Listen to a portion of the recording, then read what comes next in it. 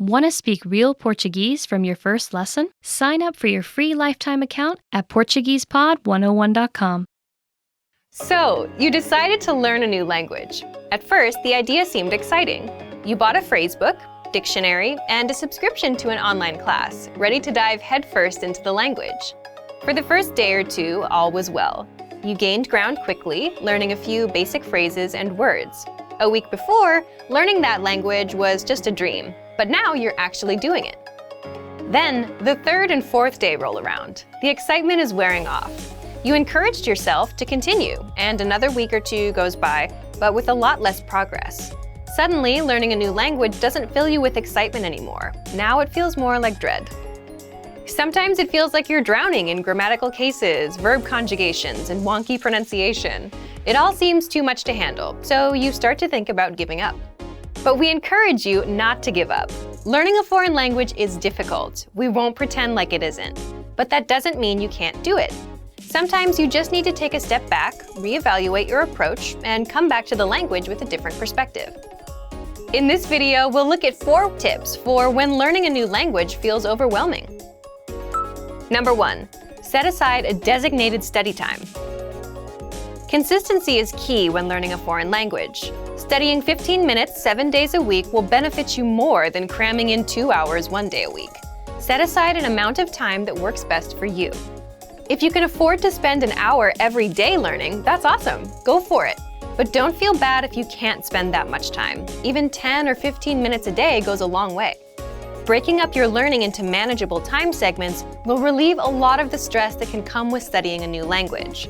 Learning is not a race. Go at your own pace and try not to compare your progress with anyone else's. Number 2. Take it one bite at a time. Now that you have your schedule under control, it's time to focus on what you'll actually be studying. It's recommended that every 1 to 2 weeks you focus on learning a very specific piece of the language. It could be a conjugation group, a case, tense, or a collection of theme vocabulary. Whatever you choose, hone in on it and do your best to feel comfortable with it before you move on to something else. Ever heard the saying, "How do you eat an elephant?" Focusing on one thing at a time helps you break the language into digestible chunks.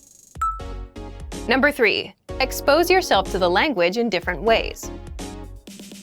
Don't just sit around reading about grammar all day. Obviously, knowledge of grammar is important, but you want to spice up your practice as much as possible.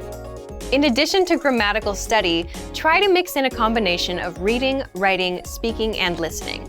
Try to practice reading by either translating a simple article into your native language, or maybe if you're a beginner, pick up a children's book in your target language. For writing, you can try to write out a fictional conversation between you and yourself, even. Use the phrases you know to create a mock conversation, and don't use any words you can't think of or you don't remember.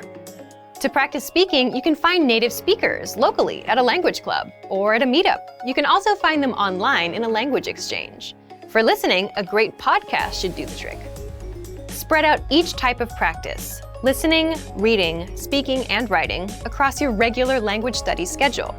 This will give you a balanced experience in the language and should help keep things interesting. This method also works well when you use it to focus on a single aspect of the language like we talked about above. Number 4. Set mini goals, not just big ones. If your only language learning goal is to be fluent, you're likely setting yourself up for disappointment. While speaking fluently can be your ultimate goal, it shouldn't be your only one. Try to set mini goals, month by month and week by week. It could be something simple. Learn 20 new verbs, practice a new case, or speak with 3 native speakers. As long as it's specific and reasonable to achieve in a shorter amount of time, it should work fine. Not having mini goals alongside your ultimate goal is a lot like sprinting across a huge open field. There's no reference point, so for much of the time it feels like you're not any closer to your goal. It's not that you're not moving forward, it just feels like you're not. Without any trees or buildings to run past, it seems like you're running in place. Mini goals are like the trees and buildings of your language race. They help you see that you're moving forward and give you a sense of accomplishment. The desire for perfection can get in the way of your progress. Don't freak out when you struggle to speak or make a mistake. It's all a part of the learning process. Also, don't be afraid to speak, even if you know what you'll say won't be totally correct. It's better to do your best to communicate in the language and get it wrong than to never try at all. Learning a new language isn't always easy. In fact, oftentimes it's very hard. Don't let that discourage you, though. Use these tips to help keep you focused yet unstressed in your language learning. A little perseverance will go a long way. Before long, you'll be speaking better than you may have thought was possible. And for even more help learning a new language without getting overwhelmed, check out our complete language learning program. Sign up for your free lifetime account by clicking on the link in the description. Get tons of resources to have you speaking in your target language. And if you enjoyed these tips, hit the like button, share the video with anyone who's trying to learn a new language, and subscribe to our channel. We release new videos every week. I'll see you next time. Bye!